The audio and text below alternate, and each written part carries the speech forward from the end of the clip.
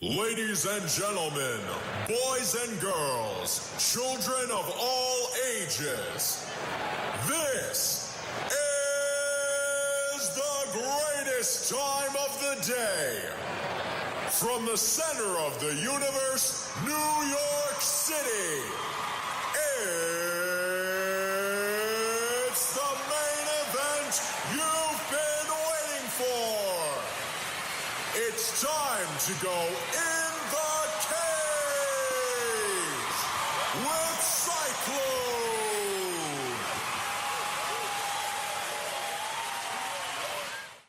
And we are finally in the cage on this rainy, icky, yucky, disgusting Monday, May 22nd, 2017. So much to talk about, but just a quick reminder, everyone, check us out on Facebook, In the Cage with Cyclone, the Cyclone Variety Show. Twitter, it's CYCIE19. And of course, read all the articles on boneheadpics.com and check out all the info on cyclonecomedy.com. Now, we're going to be talking a whole bunch of UFC stuff is going on. Got a dream fight. Have another Facebook question raffle. And we'll get all that ching-ding started in just a second. This is Frank Edgar. This is the Barbarian Tim Bosch. I'm World Series of Fighting undefeated lightweight champion Justin Gaethje. MMA legend, UFC Hall of Famer, Iceman. Check it out. If you got the guts, step in the cage with Cyclone.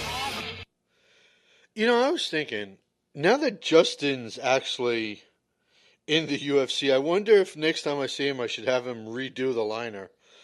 But, okay, there's so much right now going on, but I want to recap some stuff from the past first. A big shout out to Joe Silva. Congratulations. A little bit of a golf clap to Joe getting into the MMA Hall of Fame. Even though he said, you know, I don't want to be part of it. It's not me. Well, you know what? Under the old regime in the UFC, the fact of the matter is simple. Joe Silva kept everybody happy. He kept everybody afloat. And now you're seeing stuff that happens when the peacemaker isn't here. Because the UFC is having their retreat right now in Vegas. 500 plus UFC fighters all in one spot. And leave it to Chris Cyborg to throw hands with Angela Magnana. Now look, usually if you have a bunch of fighters with all that testosterone around, tempers are going to flare up. But even more so, if you put a bunch of chicks in the same spot for a long period of time, they're going to catfight. And sure enough, leave it to Chris Cyborg to decide to punch Angela square in the nose, bust her up. And then, of all people, Chris Weidman. Chris, I love you, but bro, you're from Long Island. You know what happens when you get involved when two women are throwing down. You just don't do it, bro. Seriously, Chris. How does someone from Long Island not know to stay away from two women that are throwing down? But, that's stuff that happens when the peacemakers aren't around. And I'm sure as the day goes on and tomorrow goes on, there'll be even more news coming up at the summit. So stay tuned on all that news. A name is coming back into the news that I haven't spoken of in a while. Mr. Mystic Mac, Mr. Notorious One, Mr. Conor McGregor. He actually has now officially applied for his Nevada boxing license, which I don't see him not being able to get.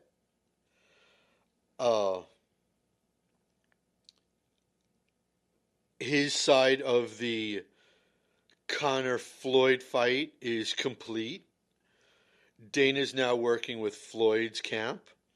Now, look, the one thing you guys got to understand about is working with Floyd Mayweather. They go over every minute detail. And look, honestly, running a business, that's the way you want to run a business. You want to go over every little thing, from glove size to ring size to intro music to who gets what cut man, you know? And that's not even going over money, rounds, and all that bigger stuff. So there's still a long way to go, but I'm telling you, that fight is going to happen. Hands down, going to happen. Another thing we need to discuss is this whole GSP Michael Bisping thing.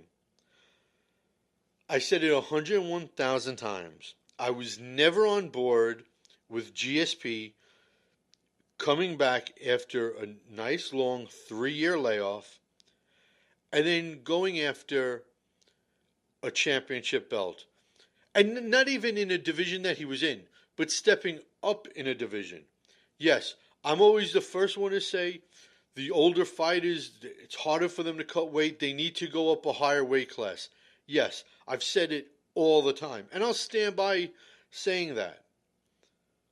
But, and it's a big but, when you come back after years away, you don't get to just walk in and ask for a title shot. I don't care if you're GSP, if you're Jesus Christ. You don't get to decide you want a title shot. Take 2 or 3 shots, work your way up. You know, it's not that hard to do.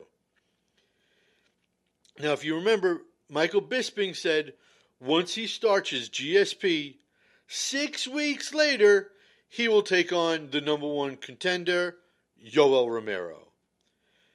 Now that it looks like the GSP Michael Bisping fight is actually off, now Bisping wants to take care of all his nagging little boo-boo injuries. Now look, I understand that he might actually have some injuries. I've never been one to say or question at least someone's injuries, someone's pain threshold. But if you were willing to step in there with GSP, you should be willing to step in there with the number 1 contender, Yoel Romero. Okay? So when Dana says no interim fight between Yoel and Anderson Silva, now all of a sudden there's these rumor mills are ablaze of possibly a little bit of an interim belt between Yoel Romero and Robert Whittaker. I'm just happy I actually didn't call him Forrest Whittaker again. But does Robert Whittaker deserve a title shot? I mean, look, him beating Jacare, I think it steps him up a bit in rankings. Okay, give him the interim belt, or at least the opportunity to fight for it. And then when it takes on Michael to unify the title. Then, maybe then, a GSP will be ready to fight for a belt. If he so chooses, if the powers that be so choose to allow that to happen. Now, going back a little bit further, because we've been away for a while, the UFC 211 summer kickoff press conference has to be discussed.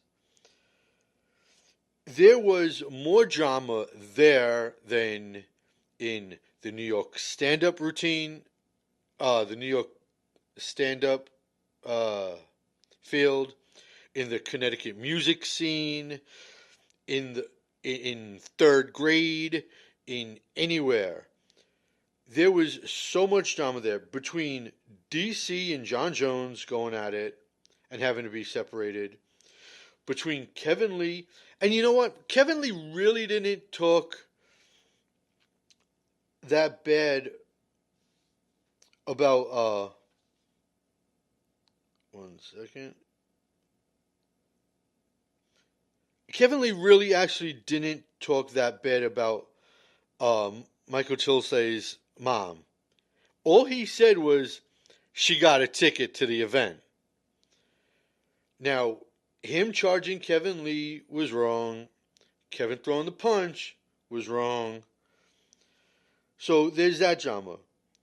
Then all of a sudden now, Michael Johnson is trying to talk smash and trash to Justin Gaethje. Okay. Holly Holm and Bethe Correa have to be separated during their stare down.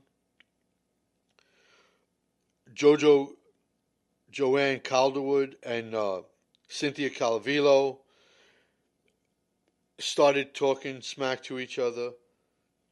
Obviously, Amanda Nunes and Valentina Shevchenko were talking smack. I mean, honestly, the only pair there that didn't trash talk each other were Chris Weidman and Kevin Gastelum, which is kind of interesting because here's the thing, and Rory McDonald just actually said this in one of his post-fight press conferences from Bellator 179. He said that in the UFC, every single fighter is trying to be Conor McGregor. And if you look at it, the fact of the matter is, they are. They are stepping out of their shells and becoming this bigger than, I don't know how you could describe it even. They want to be bigger than what they are. You know, you look at someone like a Frankie Edgar and Eddie Alvarez, they've said they're not trash talkers and they're not going to do stuff that they aren't used to doing. And that's good for them. You know, you got to give them props for staying the type that they are. But if you look at, say, someone like a Damian Maia has been dominating for a long time and not trash talking, keeping it quiet, going about his business, being Mr. BJJ. And even Tyron Woodley says that in a sport where BJJ is the main basis of, it's the main zenith, it's the main cog, it's the center point of the sport is BJJ. Someone like Damian Maia just doesn't get credit for doing what he does.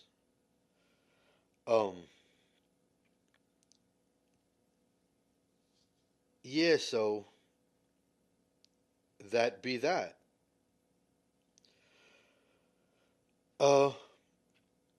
Moving along, let's talk about the fallout from 211.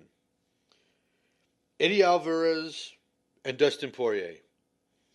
Were those kicks Eddie threw illegal? Maybe not the first one, but knees 2 and 3, and definitely 3, definitely was. Should he have been DQ'd right on the spot? Yeah, I tend to think so. But here's the deal. And it's happened with John McCarthy. Now it's happened with Herb Brooks in the cages reffing. It is such a matter of split-second decision, split-second timing. You can't really judge. Is someone's hands on the mat? Were they pulled up? Is the kick legal? There's so much going into it. And you really don't want instant replay in MMA. Because here's the deal. Instant replay in football, I wouldn't want to say killed the sport, but it's slowly suffocating it. Instant replay in the National Hockey League, instant replay in Major League Baseball has absolutely killed it.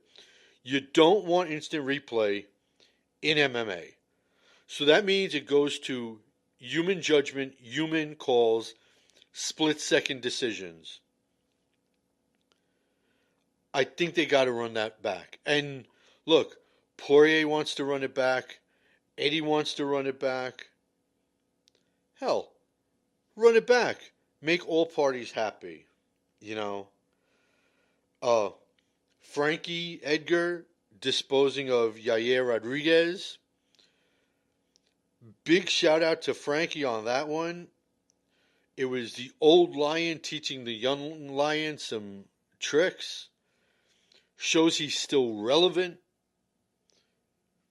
Shows that I think Frankie needs to fight Ricardo Lamas.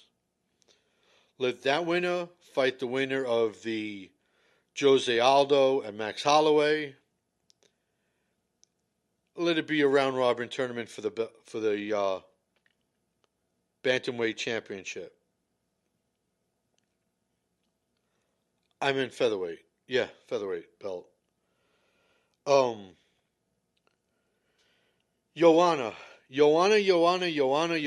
Joanna champion. Listen, this girl is, as far as I'm concerned, a number one, pound for pound, number one fighter. Period. You could take John Jones, you could take DC, you could take GSP, you could take, I don't know, you could take any one of these fighters, and I say pound for pound is Joanna, because what Joanna does with her body, if you blow it up to a man size as 145, 155, 165, 185, 205, it would be even deadlier. Joanna is a freak of nature. Now, she has hinted maybe she wants to go up to the new 125s, win that belt, and then become a two division champion and defend both belts at the same time. Where did we all hear that before?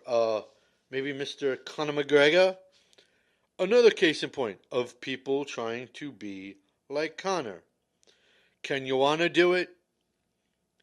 I think she can. Look, she beat a tough-ass striker in Jessica Andrade, her toughest hands-down opponent to date. What do I see next for her? I think it has to be Thug Rose, but here's the deal. Thug Rose is not better than Jessica Andrade. If she beat Jessica, I think she could beat Thug. I think she is...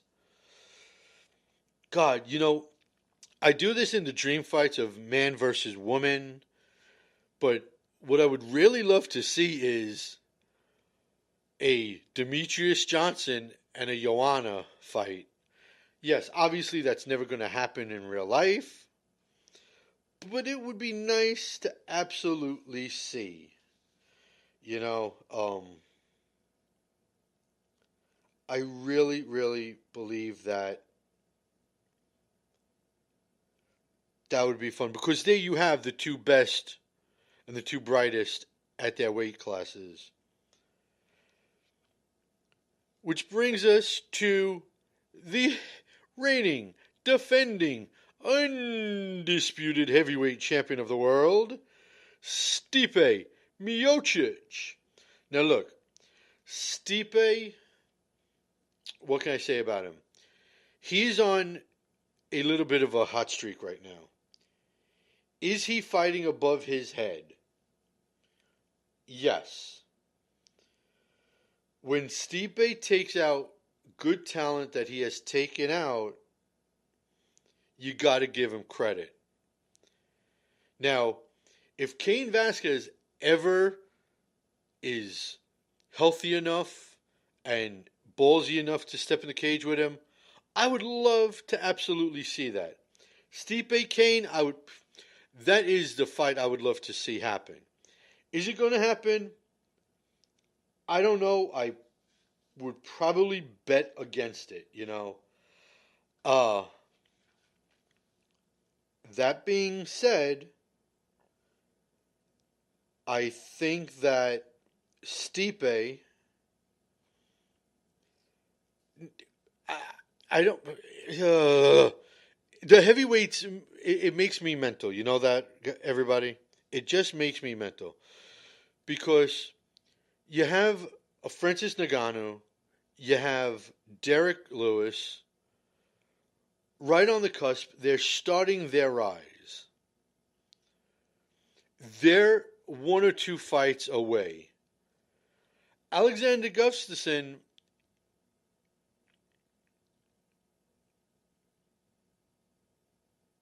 one second, let me just check something that's coming across the wire right now. Okay, that is nothing. I love getting messages when they are not important. Anyways, look. I think Stipe, who now holds the record for most title defenses for a heavyweight, needs to take on, and Derek Lewis jokes about it, calling it black on black crime, a winner of a Derek Francis fight. And yes, the UFC is starting to push Francis Ngannou a little bit more than Derek Lewis. But that's because he just has that it factor. Now, speaking of it factors, if you want to see some real it factors, head over to Facebook. Type in the cage with Cyclone. Click like. When you're done with that, stay on Facebook. Type in the Cyclone Variety Show. Click like. Two really simple moves. Plus, remember, on In the Cage with Cyclone on Facebook, we have the question raffle for the podcast. Every single UFC pay-per-view, we have a prediction raffle. Get the most right on the night, and you win a free prize. Who doesn't like free? Then you head over to Twitter. You type in CYCIE19, and you click follow. And you get all my witty little cyclonisms. Then, if you want to read what's happening in MMA, all the up-to-date news, you type in boneheadpicks.com. You go to the right up on top of the page. More sports. You click on that. Although I do gotta admit, I wish that they would just have a regular MMA page.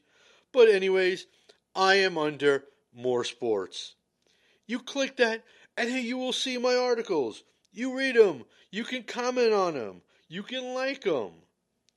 Then, if you want to know where I'm going to be performing, if you want to know what's going on, you head over to CycloneComedy.com.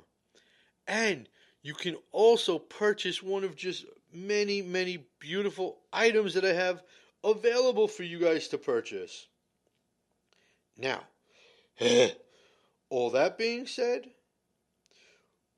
when we come back, we're going to be talking Bellator 179. We're going to be talking Invicta. And of course, the Facebook question will be coming up later.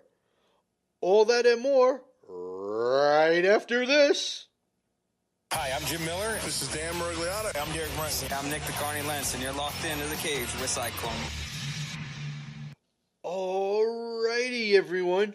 Now, I just want to remind you all that we have so much going on here right now at BWRN on Spreaker.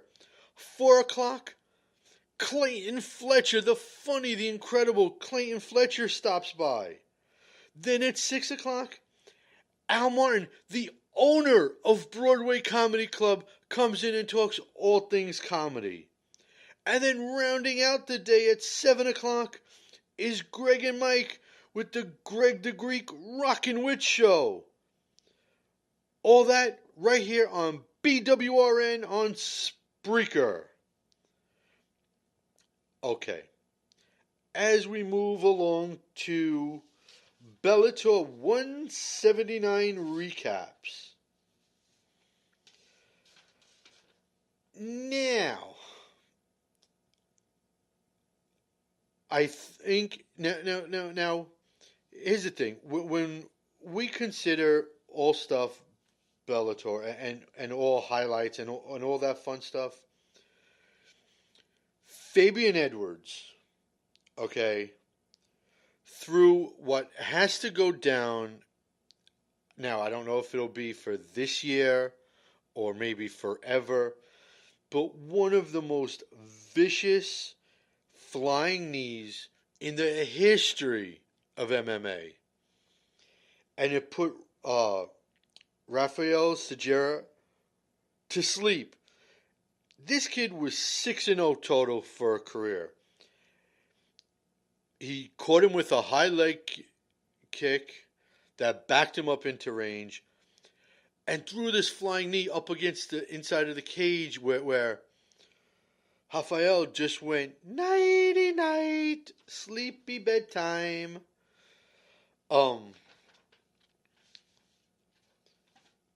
So that was that. And obviously, the big thing we have to talk about as far as 179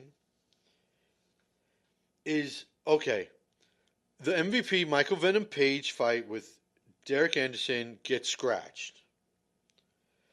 So MVP sits cage side.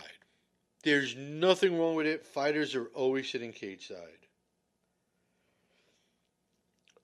But I don't know if starch is a good word to describe it, because he didn't skip a beat. All the time off that Rory had, he did not skip a beat. The fact of the matter is simple. Rory is now going to challenge at Bellator 180/NYC the winner of the Lorenz Larkin and Douglas Lima fight. Now here's the thing. If you look at it and you say, who does he match up better against? Well, him and Lorenz Larkin are two of the bigger free agent signings that Bellator took off the UFC roster. They never fought in the UFC. I think that matchup would be a lot of fun. But Rory and Douglas Lima, I think would be a sick matchup. So anyways, Paul Daly then calls out Michael Venom Page. He calls him a couple of nasty words. He calls him a vagina. And when he leaves the cage, instead of going to the left to go back to the locker rooms, he makes a quick right and he charges him sitting in the first row. Or thereabouts. I don't know if it was second row, if it was third row.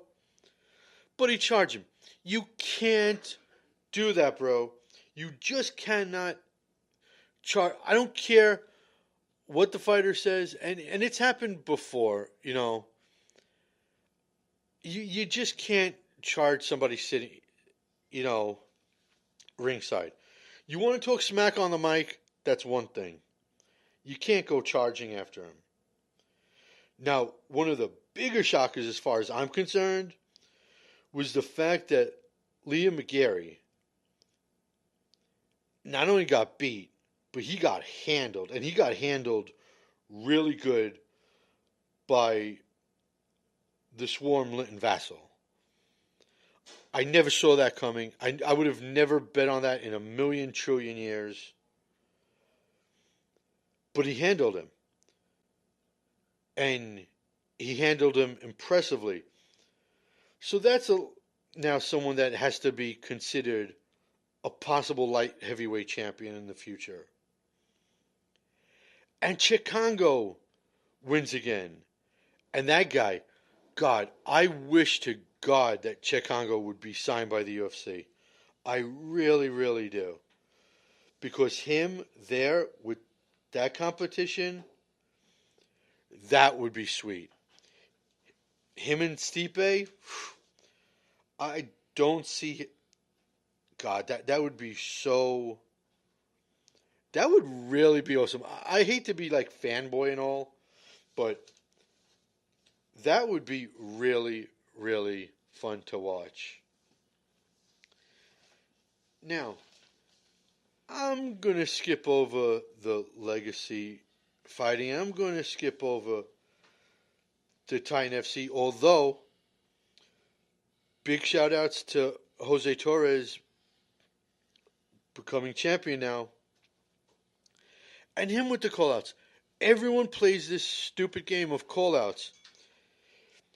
He's also Titan FC's first time ever. They have a 2 division champion, a flyweight and bantam champion. But he called out to the UFC. He said, of all things, that he wants to take on T.J. Dillashaw for International Fight Week. Now, first of all, that's not going to happen. Even if that fight, TJ and Cody, gets called off because of Cody's injuries, that's never happening. But I'll give Jose credit. He has the balls to call out someone like TJ. As we all know, and those who know me know how much I hate TJ Dillashaw, Pillashaw, Killashaw. But the fact of the matter is, I give Jose Torres credit for calling his buttocks out. I got to swing over to Invicta. Invicta 23 was definitely filled with highlights. Okay, first of all, the Happy Warrior, Roxanne Modafferi, comes out to the weigh-ins wearing a red Power Ranger outfit, okay? And let me tell you something. If you watch the weigh-ins, the look on Sarah Diallo's face, that pissed her off. And you know what? That's kind of... Look, I like Roxanne and all, but that's kind of like a childish move coming out in a costume like that. You know, you don't really do stuff like that. But it pissed Sarah off. So right there, she got in Sarah's head. And Sarah came out flying early on. She put Roxanne down on the mat. She had her in trouble. And Roxanne came storming back. And she controlled the rest of the fight. She slammed her with elbows. She slammed her with short punches. And she finished her in the third by TKO, which is really quite impressive, actually. As we slide over.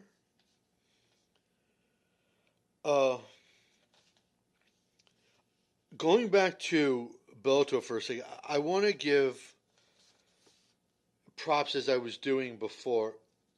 Got to give props to Kevin Ferguson Jr., a.k.a. Baby Slice, a.k.a. Kimbo Slice's son. You know what? The kid fought with the heart of a lion.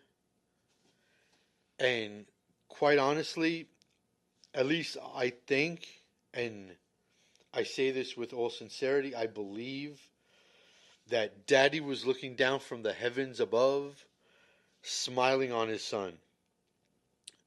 I would have liked to have seen him be able to fight at the Garden, but that was not to be. It's a fast turnaround. There's no way he'll be able to be at the Garden, especially since the card is set. And even if somebody had a fall out, I highly doubt that Baby Slice would be able to swing back on such short notice. But I want to give Baby Slice some credit for winning his first ever fight as a pro. So yeah. Now, let's talk coming up. One Championship 55 is this Friday, the 26th of the month. And then on Sunday, not Saturday, remember everyone, it is Sunday, UFC Fight Night Stockholm. And that is obviously headlined between the number 2 light heavyweight Glover Teixeira from Connecticut and the number 1 light heavyweight contender Alexander Gustafsson. Now, if you look at whoever wins this, what happens to either one? If Glover wins, does Glover deserve to step in with DC? No, I really don't think so. Does he deserve a Jimmy Manawa? Yeah, even though Jimmy Manawa is, I think, the 4th or 5th ranked light heavyweight, I think that's where Glover should go. And as far as Gustafsson is concerned, does he mix it up with DC? I don't know. That fight just doesn't do it for me. It doesn't make my nipples hard. It doesn't make me all wet and all bothered. It just doesn't do it for me. So, honestly, I don't really know what is left with that division. There's also one other fight I want to bring up as far as Fight Night is concerned. And that's in the middleweight division. Trevor Smith, a.k.a. Hot Sauce, and Chris Camozzi. If Chris can... Now, Chris is on a 2-fight losing streak, by the way. If he can beat Trevor, okay, I think that has to put Chris into the top 15. He has to climb that high up. Even though Trevor himself isn't ranked, Trevor is that much... Oy, as I slide off the chair because I'm so large. Anyways, as I was saying, Trevor is that good of a talent where Chris would have to climb over a couple of people in the standings. So, let's say we do a Facebook question. Now, the little prize that the new style of doing it, I don't have set right now. There's a couple of issues that have to be taken care of, so we are going to pull a number out of a bag. And that number is...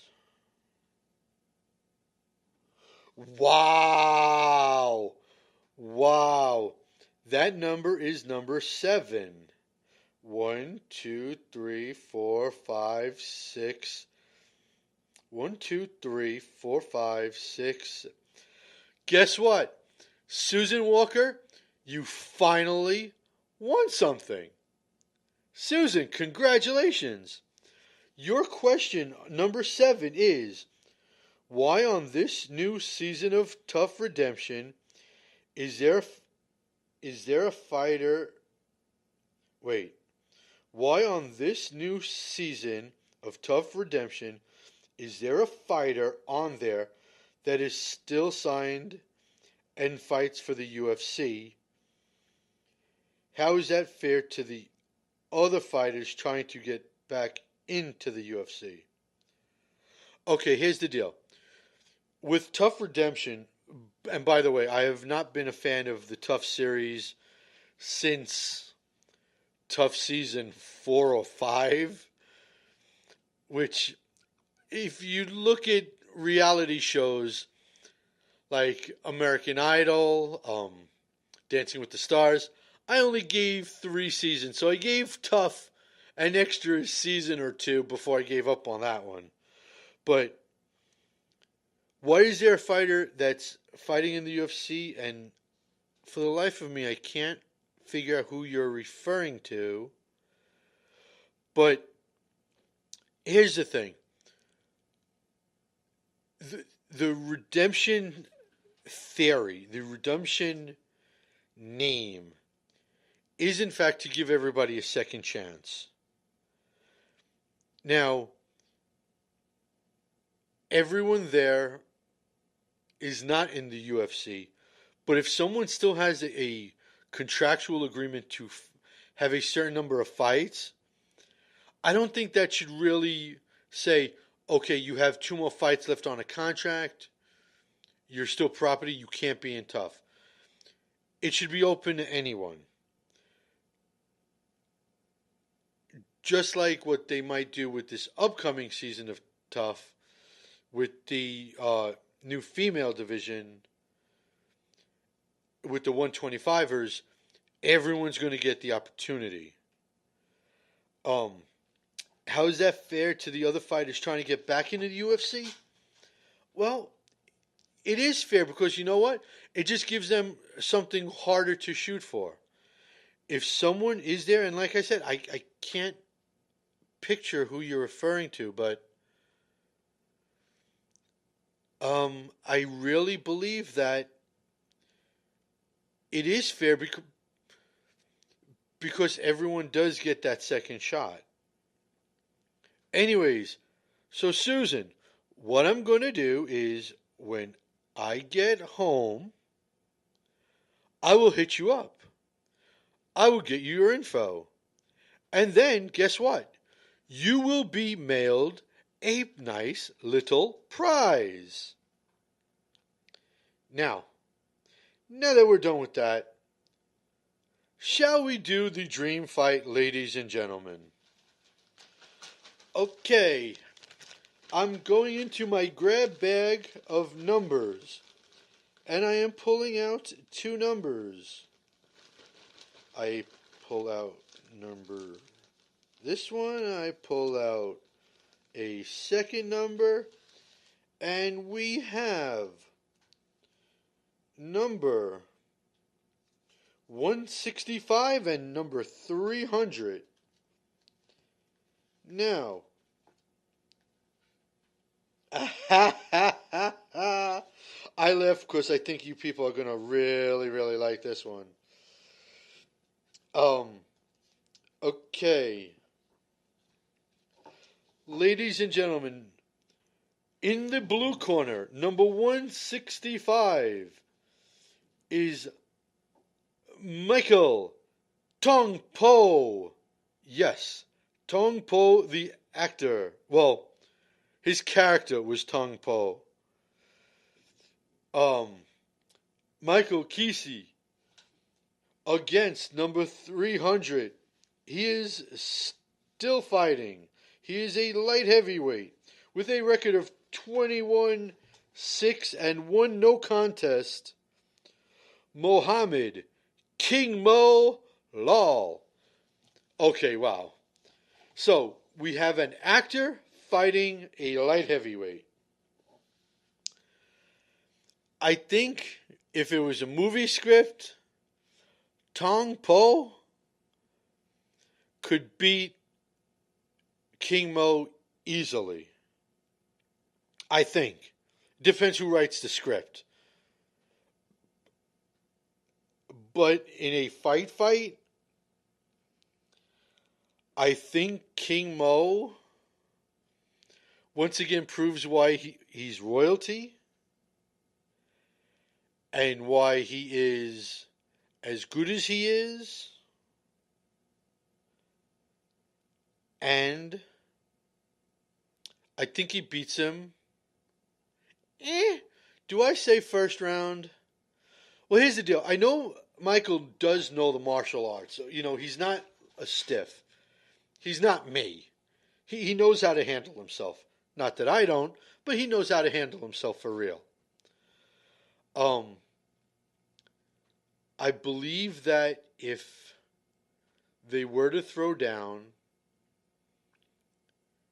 he might be able to get in a shot or two. But the fact of the matter is, King Mo's a fighter. So he would get him in the clinch. He would take him down. He'd smash him with ground and pound. And he'd finish him. I can't see it going into the second round. I really can't. Whether it's a 5-minute round or a 3-minute round. I really don't see him going more than 3 minutes. So there's your winner. King Mo. In the dream fight. Now, we have time to talk about a spotlight fighter. And this spotlight fighter is Amber Lee Brock. She's a 29-year-old featherweight. She's from Hayward, California. She was in Invicta. Bellator just signed her. If the UFC is smart, they let her fight out her Bellator contract, and then they jump on her. And they help build the featherweight division with her. God knows what the situation is with Jermaine. God knows if Holly wants a piece. God knows if Megan Anderson is ever going to be part of it. God knows what's going to happen with Cyborg, let alone if Cyborg's going to be punished for punching what's-her-face in the face this last night, or yesterday afternoon, whatever you want to call it, in the Fighter Summit. So she's probably going to be punished. God, if not released for it. I could see maybe Dana saying, you know what, we don't want you. You don't slug other fighters on a retreat. You're gone. And just to let you guys know, here's the thing. Cyborg, and this is the basis of that punch from what I remember hearing. She talks smack about Cyborg dressing up like a superhero. Now, the fact of the matter is, Cyborg's dad is suffering from cancer. And Cyborg went to a children's hospital dressed as a hero, you know, to try to brighten these kids' lives. And there is no way, shape, or form that someone should be made fun of or goofed on for making kids' lives happier. You know, that's wrong, and it's wrong, and it's coming from me, and I'm usually the first one to do something wrong. You know? But honestly, I think Angela deserved it, and apparently Angela then tweeted, by the way, that she's going to have Cyborg arrested for assault. Who the heck knows? But that's the case. Anyways, going back to Amber LeBrock. Right now, she was 3-0, and then she lost to Megan Anderson. But she took Megan all 3 rounds, and she lost by TKO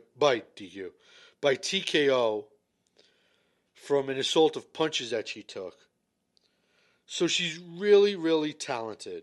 She's talented on her feet. She's really even more talented on the mat. She really is.